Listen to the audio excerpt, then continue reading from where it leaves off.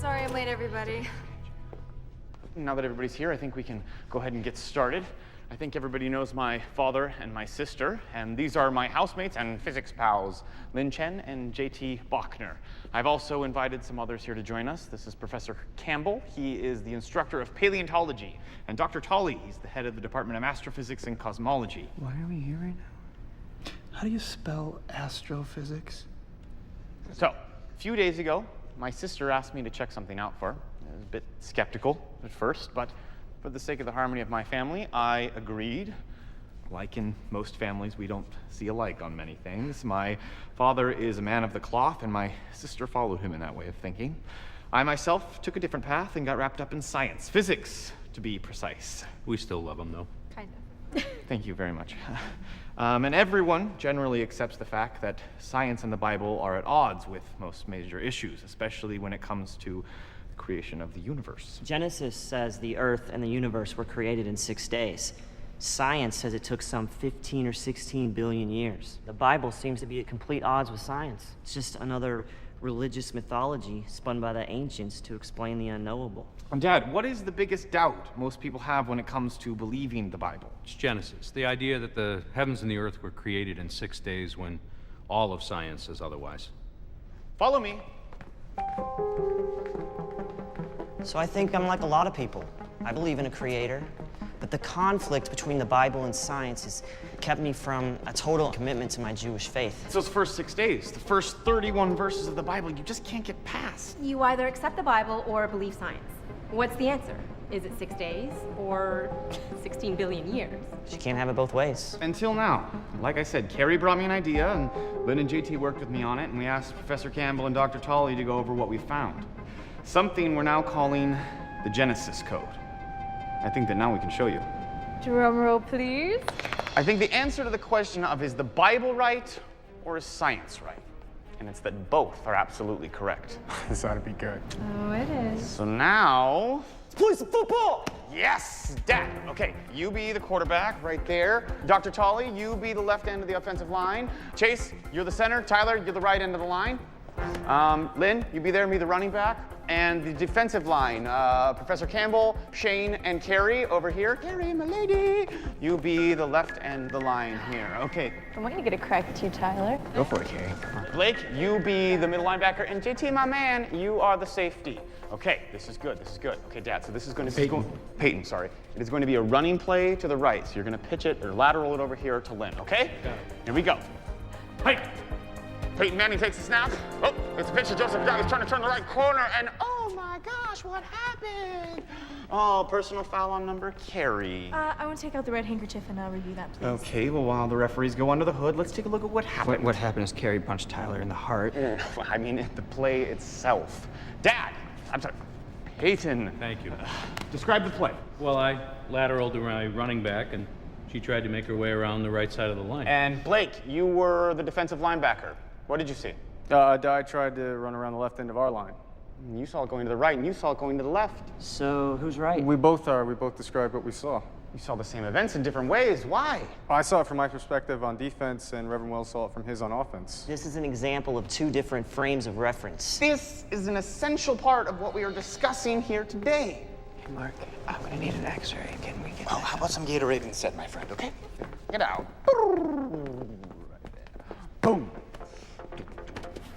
This is Paddington. The car is Paddington's frame of reference.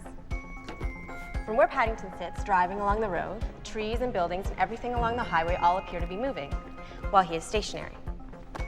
This is Albert. He is standing along the road.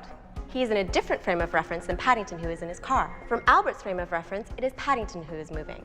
Is this idea of two different frames of reference, with one frame accelerating in reference to another, where all this becomes interesting? Time itself is actually different for observers in different frames of reference, when one frame is in motion relative to another. Right, and at lower normal speeds, the difference is imperceptible. But as the speed approaches the speed of light, the impact is overwhelming. Follow me. So you're saying the greater the speed within one frame of reference to another, the slower time passes in the accelerating frame? Yes! And gravity has the same effect on time as does speed. And see, time passes more slowly in a given frame of reference where the force of gravity is greater than in another frame with weaker gravity. Now, how about the universe? Scientists used to believe the universe was steady state. Go outside at night and look up at the stars. There they are, right where they were last night, and the night before, and the night before that. Steady state. The universe had always been here and always would be, forever. And time. We all knew what time was. It was the ticking of the clock, always the same. One day to the next, the same. Here, on the moon, across the universe, today, 1,000 years ago. Let's go.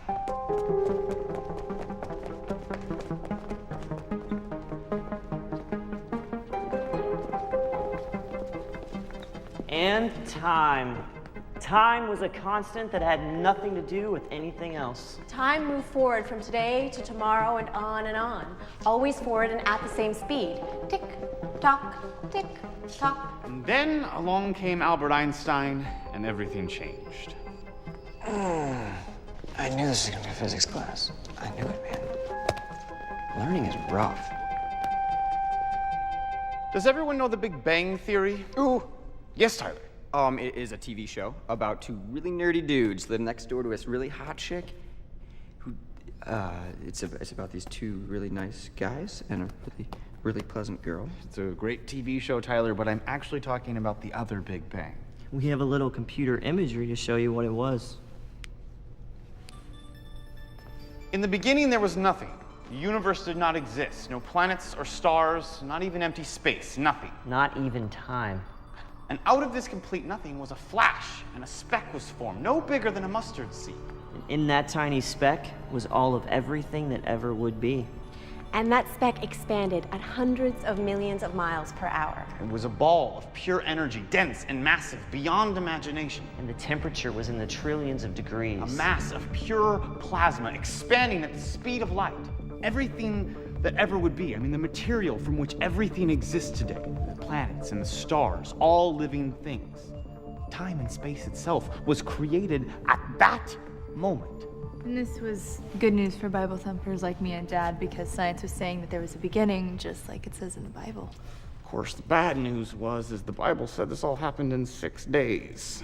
This idea of the Big Bang all came about as a result of Einstein's theories of relativity, where he established that in the physical sciences, nothing was absolute. Everything was relative to everything else. Even time. Time is relative to speed. It's a concept in physics we call time dilation. I'd imagine you've all heard this example. Imagine Lynn and JT are twins living here on Earth. I know, weird, right? And Lynn boards a spaceship and flies off traveling near the speed of light to some faraway star. JT stays here on Earth. Now for Lynn, the trip takes about a year. But when she returns to Earth, she finds that JT has aged nearly 20 years. Oh no. For me, traveling at near the speed of light, time passed more slowly than it did for JT waiting here on Earth. Ooh, like that one W.C. Fields joke where he's like, Philadelphia, it's a wonderful town. Spent a week there one night, right? No, it's not something that seemed to be. And it's not that her clock just ran more slowly, it's that less actual time elapsed for Lynn as she traveled near the speed of light. Think of it this way. For an object at rest, time passes as we are accustomed.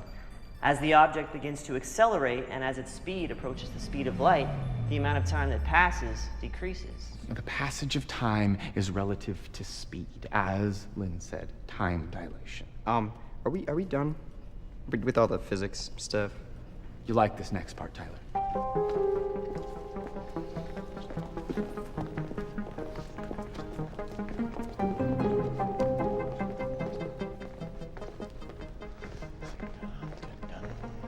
Yes! Dun, dun, dun, dun.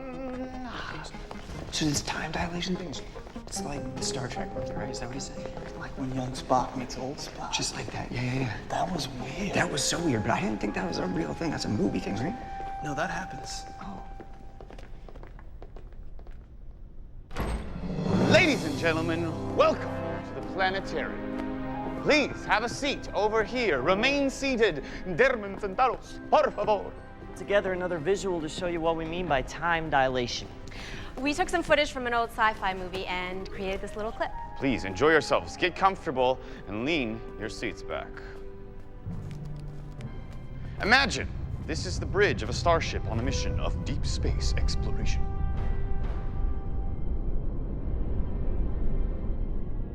A mission to the very center of our Milky Way galaxy, where most scientists now believe we will find a supermassive black hole.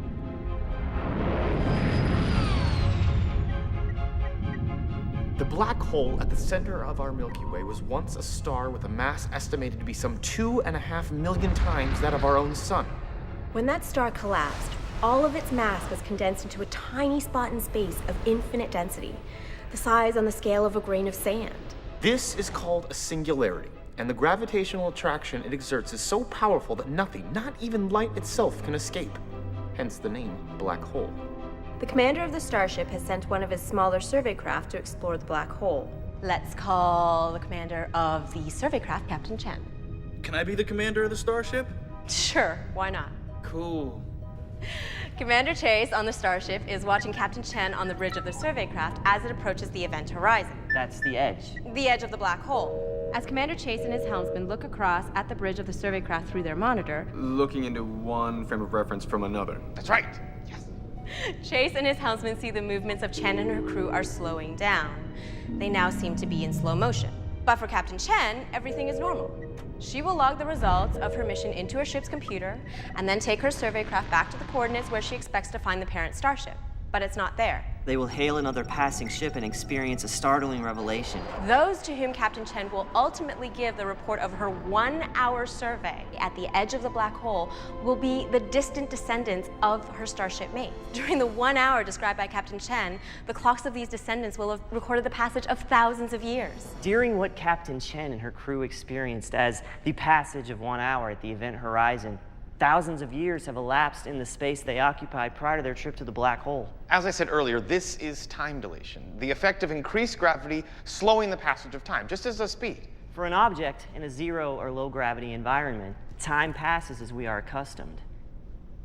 As the force of gravity on an object increases, the passage of time narrows. Time slows down. To sum it up, time is not fixed or constant. Time, or the passage of time, is affected by speed and by gravity. The greater the speed or the greater the force of gravity, the slower the passage of time. There is also one more thing that affects the passage of time. That is the stretching of space itself. Here, I could use your help, Tyler. Come here. Come up here, it'll be fun.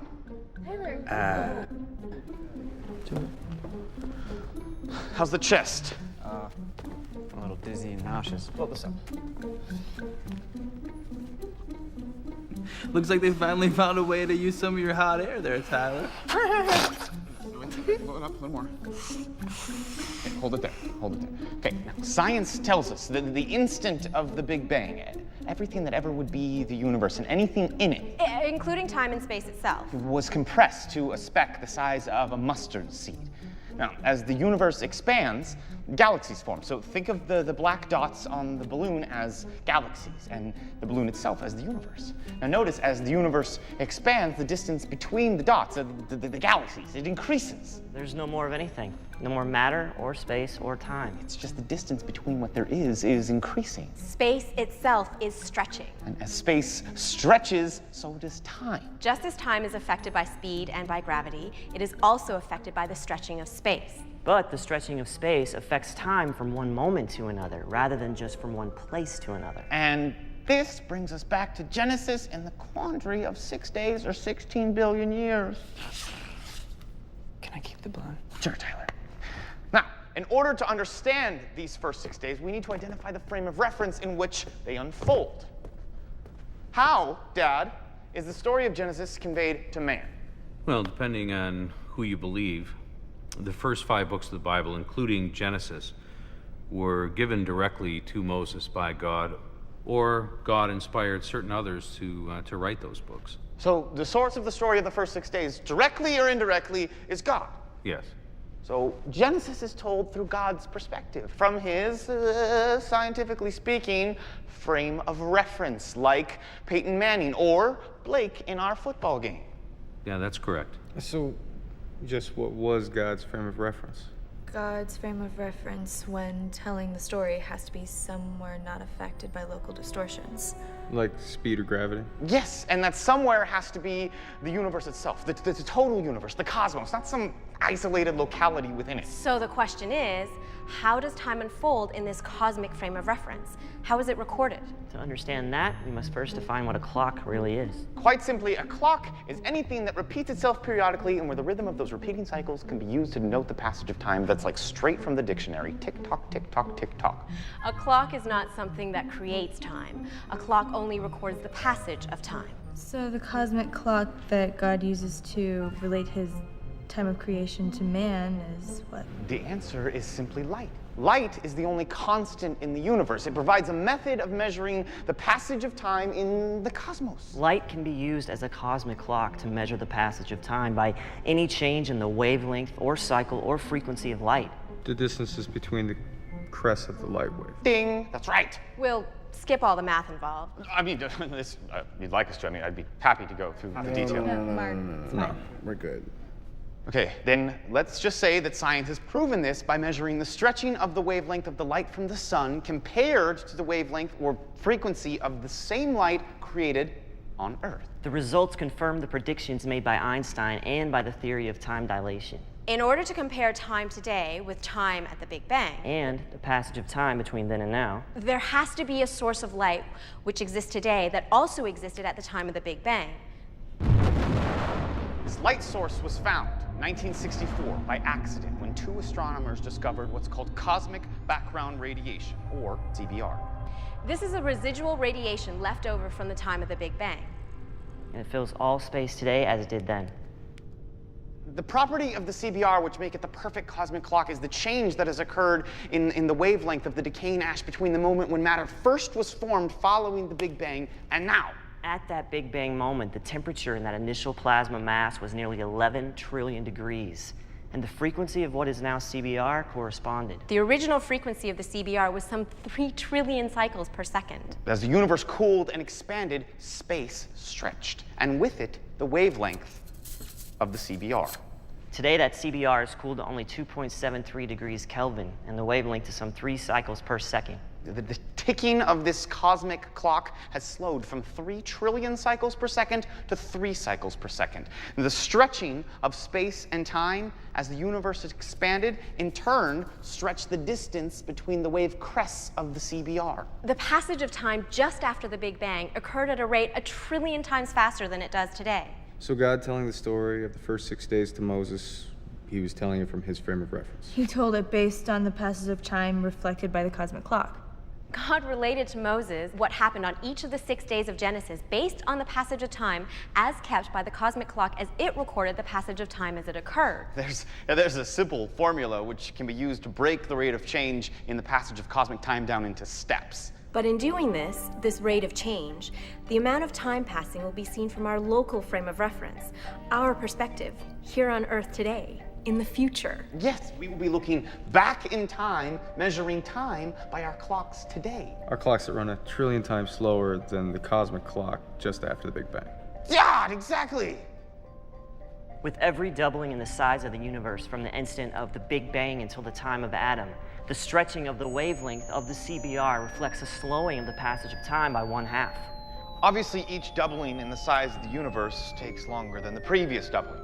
Each doubling expansion has twice as far to go. Whatever that means. Now, we are going to break this universe expansion up into 6 steps. We are calling these steps pots.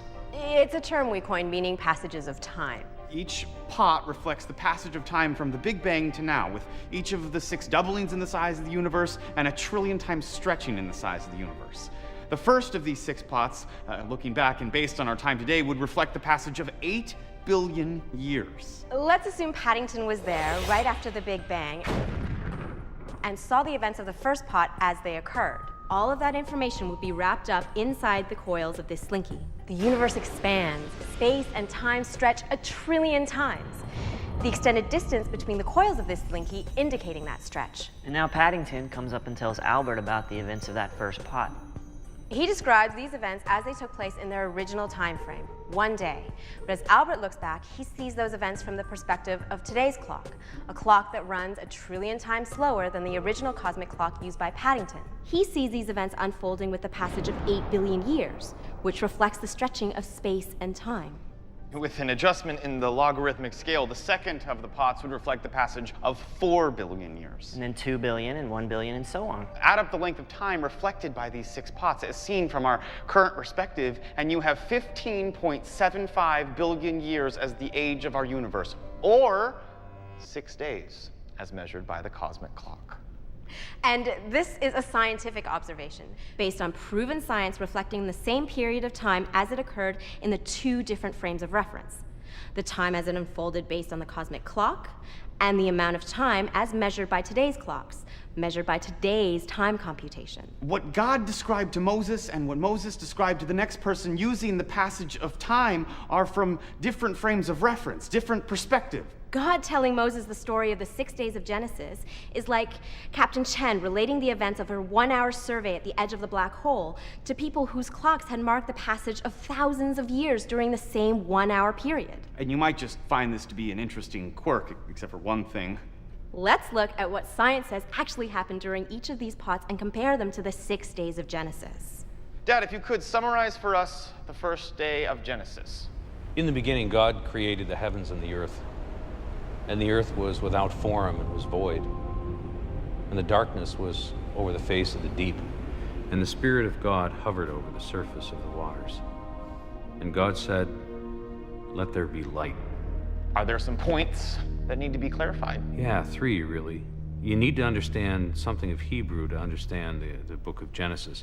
First of all, in the ancient Hebrew language, there is no word for universe. Secondly, the waters are really representing everything that there was. And darkness is a symbol for a state of chaos. Dr. Tolley, day 1 would have started 15.75 billion years ago and ended 7.75 billion years ago. What does science say happened on Earth during this time period?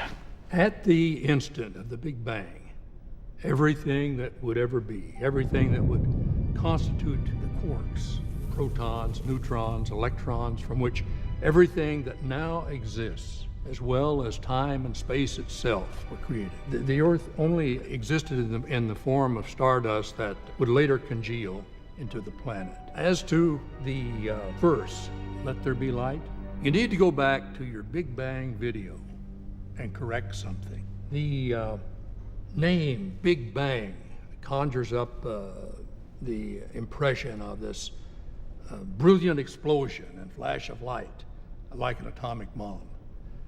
That's how this event is generally pictured, but it's not accurate. From the initial moment of creation, and as the universe initially expanded, it was a ball of plasma of such incredible heat and density and gravitational forces that no light could have escaped. Initially, there was no light at all, just a swirling opaque mass of pure energy. It was only when this primordial, primal mass had cooled and expanded to a point where the gravitational forces were reduced enough to permit electromagnetic radiation to escape that there would have been light. So, let there be light is clearly a separate event from the initial creation in both the Bible and science? Yes. And during the remainder of that first 8 billion year period, the early stars and galaxies formed. Dad, day 2. Day 2, the heavens as we know them were created, and the chaos that would eventually become the earth was separated from the rest of creation. Dr. Tolley, Cosmic Clock Day 2, what happened during this time period? Our own galaxy, the Milky Way, formed, as did our sun and planet Earth in its earliest carnation. Daddy, day 3. The oceans and the dry land appeared, as well as the first forms of plant life. Professor Campbell, we're in your arena now. What does science say happened on Earth between 3.75 billion years ago and 1.75 billion years ago? Well, some 3.8 billion years ago, the Earth cooled, liquid water formed. Almost immediately, first plant and animal life, photosynthetic algae, bacteria appeared. Back to you, Dad. Day 4. Day 4, the sun, the moon, and and the stars appeared. Same time period, Professor. 1.75 billion years ago and 750 million years ago. Well, initially, in the first part of this period, atmosphere on Earth would have been nearly opaque. Then with the rising concentrations of oxygen, the atmosphere would have become translucent. And then the sun, the moon, and the stars would have appeared for the first time from the surface of the Earth. Dad, day 5. Day 5, life is created in the oceans and the first reptiles and birds. Professor, 750 million to 250 million. Well, initially, sea life would have been dominant, and then came the Cambrian era. Cambrian explosion about 530 million years ago, when every species of land animal literally appeared at the same time. So instead of a tree of life, it was more like a bush of life. Touche, Carrie. And the Bible in day 6? Day 6, the land animals become dominant, and God created man in his own image. 250 million years ago into the appearance of Adam. Well, 250 million years ago, there was a mass extinction. 90% of the life on Earth, followed by a rapid repopulation, mammals, land animals predominating, and... That was the Permian-Triassic event. Depending on how you define them, there have been between 5 and 20 ELLIs, or extinction-level events. Like in the Tia Leone Morgan Freeman movie, Deep Impact. But I didn't think that was a real thing. That's a movie thing, right? No, that happens. Anyway, about 35 million years later, around 250 million years ago, the dinosaurs appeared and dominated life on Earth for about 150 million years.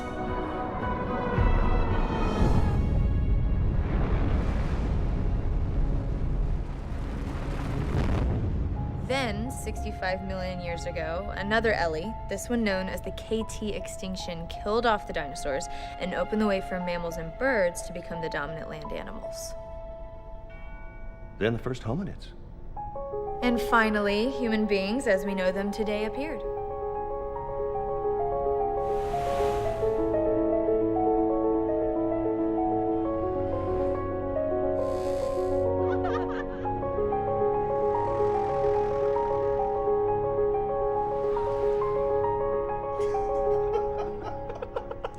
Now, isn't it true that at the time Genesis was written, there was no awareness of any of the scientific stages that you and Dr. Tully described? Well, at that time, Carrie, most people thought the Earth was flat. Today, the cosmic clock continues to tick, to measure the passage of time at the level of the cosmos. And as the universe continues to expand, the rate at which it measures time continues to slow. But that doesn't mean anything to us now. From the moment God breathed the neshama of life into Adam, when God gave man his soul, we on Earth have denoted the passage of time by our Earth-based clocks. Where 1 second is part of 1 day, which reflects the rotation of the Earth on its axis, and a year that marks the completion of 1 Earth circuit of the sun. You said God told the story of Genesis to Moses, or that it was written down by others inspired by the word of God, but what if there just isn't any God?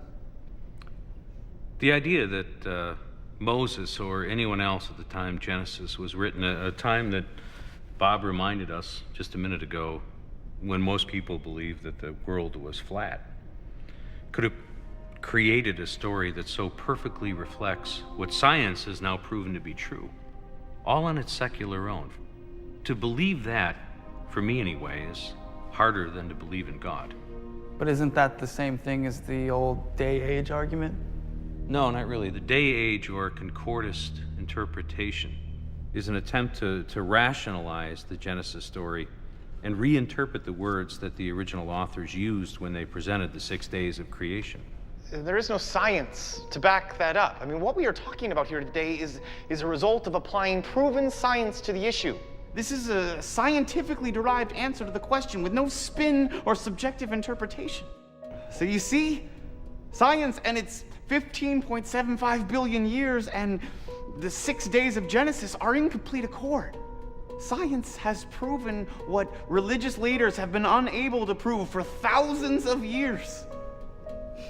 Spoken like the scientist you are, Mark. But in reality, science has just caught up with the truth of the Bible. Science has simply deciphered the Genesis code. I think what I find most amazing about this is the uncanny brilliance of biblical Genesis, which is presented to us in such a way that mankind has to evolve to its current level before we're able to understand the story as it was originally written.